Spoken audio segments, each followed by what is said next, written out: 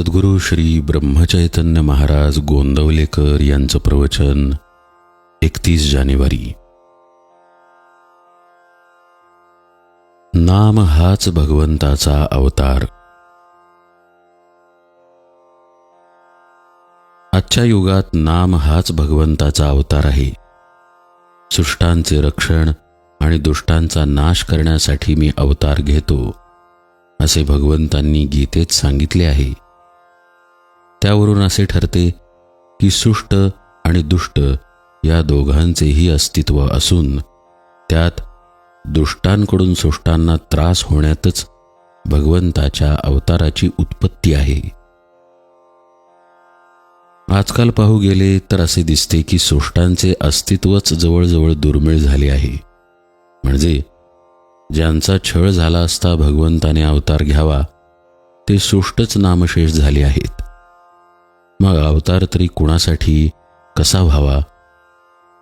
याचा अर्थ अवतार होणारच नाही असे नाही, पण वस्तुस्थिती काय आहे ते यावरून आपल्याला समजेल। आजची परिस्थिती आणि पूर्वीच्या काळची परिस्थिती यात फरक आहे। पूर्वी सद्भावना जिवंत होती, पण ती उघडपणे कृतीत आणणे कठीण होते। आता सद्भावनाच नाहीशी झाली आहे, म्हणजे पायाच ढासळला आहे, तिथे कृतीचा प्रश्नच उद्भवत नाही। पूर्वी सद्वासना सूक्ष्मपणे का होईना जिवंत होती, पण स्थूल प्रकट कृती दुर्घड झाली होती। त्यावेळी भगवंताला स्थूलात येऊन कार्य करणेच जरूर होते, आणि अशा वेळी अवतार घेऊन म्हणजे सगुण रूप धारण करून भगवंताने कार्य केलेही। आताचा प्रश्न दुर्वासना जाऊन सद्वासना कशी उत्पन्न होईल हा आहे। म्हणजेच कार्य सूक्ष्मातले आहे। म्हणजे जसा रोग तसे औषध किंवा काट्याने काटा काढावा या न्यायाने उपाययोजना सूक्ष्मातच केली पाहिजे। वासना बदलायला वासने इतकाच जबरदस्त इलाज पाहिजे, आणि तो म्हणजे भगवंताचे नाम। चालू परिस्थितीशी झगडून मार्ग काढून देणारा असा जर कोणता अवतार असेल तर तो भगवंताच्या नामाचाच आहे, आणि त्याकरिता सर्वांनी भगवंताच्या नामाचा टाहो फोडणेच जरूर आहे।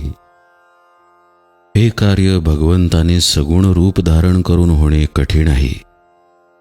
ज्या अर्थी कारण सूक्ष्मातले आहे त्या अर्थी त्याला इलाजही सूक्ष्मातला पाहिजे। म्हणून नामावताराची आज गरज आहे। प्रत्येक नामागणिक त्याचा अवतार आहे, आणि त्याची कास धरणे म्हणजेच नाम घेणे हे आमचे आजचे मुख्य कर्तव्य आहे। तेवढे केले की नाम आपले अवतार कार्य करून दाखवील। आपण आपले प्रेम प्रपंचाकडे लावले आहे, ते नामाकडे लावावे, म्हणजे नामस्मरणात फार आनंद येईल। मनाला नामाची चटक लागली आणि नामाच्या प्रेमातच मन रंगून गेले, म्हणजे जन्म सफल झाला। नामाने कलीची सत्ता नाहीशी होते, म्हणून नामधारकाला कलीची बाधा नाही।